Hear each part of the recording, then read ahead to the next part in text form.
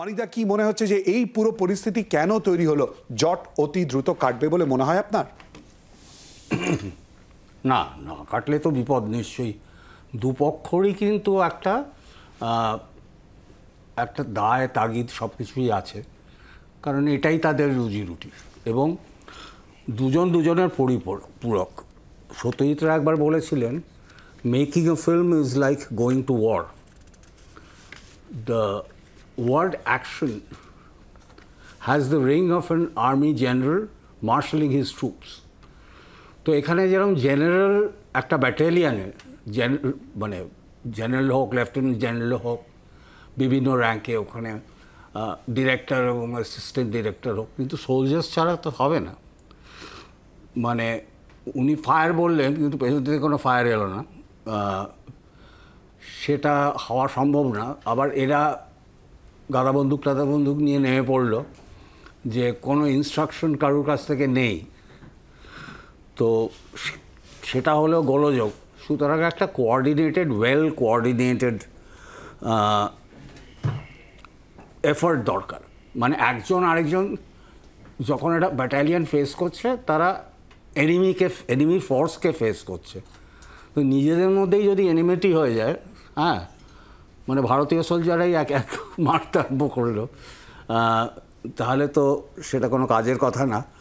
আর আমি কিন্তু এখানে অনেকের থেকেই আগে আরম্ভ করেছিলাম, মানে 90s প্রথম থেকে বলা যায়। এইটা কিন্তু আমার কাছে নতুন। এই রকম আমি জানতামই না ফেডারেশন বলে কিছু আছে। ফেডারেশনের সেক্রেটারি কে সেটা জানতাম না। এখানে কেউ জানে এখন যিনি আছেন তার আগে কে ছিলেন? গৌতম ব্যানার্জি তখন গিল্ড ছিল না, ফেডারেশন ছিল কি একই সিস্টেম ছিল, গিল্ড ছিল না। গিল্ডটা তো মানে যে প্রোটোকলের সংগঠনে গিয়েছিলেন, হ্যাঁ, ফেডারেশনে কেউ ছিলেন? ফেডারেশনে কেউ ছিলেন না, এর নাম মাথায় এলো বলে দিল গৌতম ব্যানার্জি। আরে বলছি ব্রোটার গিয়েছিল, ফেডারেশন গিল্ডের সাথে কোনো সম্পর্ক ছিল না। ডিস্ট্রিবিউশন অফ টেকনিশিয়ান একই করত। তুমি বেশি জানো, আমি তো ছবি করতাম, আমি জানি না। আমি ছোটবেলা থেকে বড় হচ্ছি এখানে, আমার জন্ম। না, ও ছবি দেখতো তো, সিনেমা দেখতো তো, সিনেমায় লেখা থাকতো।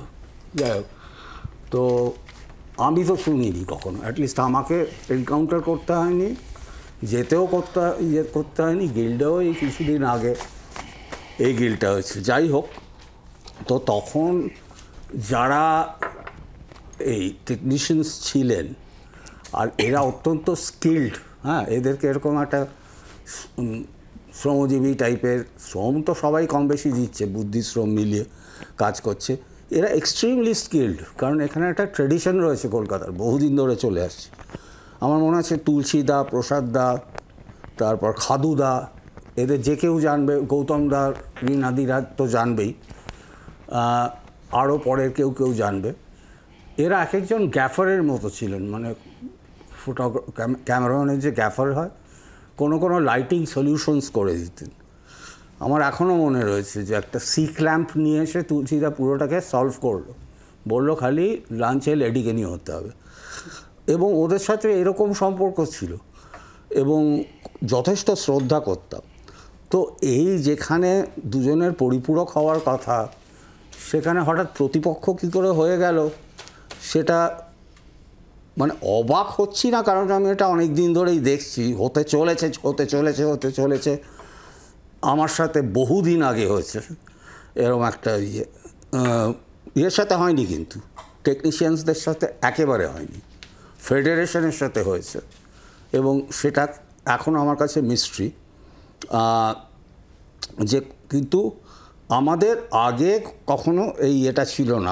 আমার যেটা হয়েছিল সেটা হলো ভবিষ্যতের ভূত বলে আমি একটা ছবি করছি। অনিকদা, একটুখানি আটকাচ্ছি, আসবো আপনার কাছে আলোচনা। অনিকদা কিন্তু শুরুতেই যেটা বলেছেন, অর্থাৎ মূলত কিন্তু সমস্যার সমাধান হবে না এটা নয়, কিন্তু সবাইকে আলোচনায় বসতে হবে এবং বসে সেই রাস্তাটা বার করতে হবে।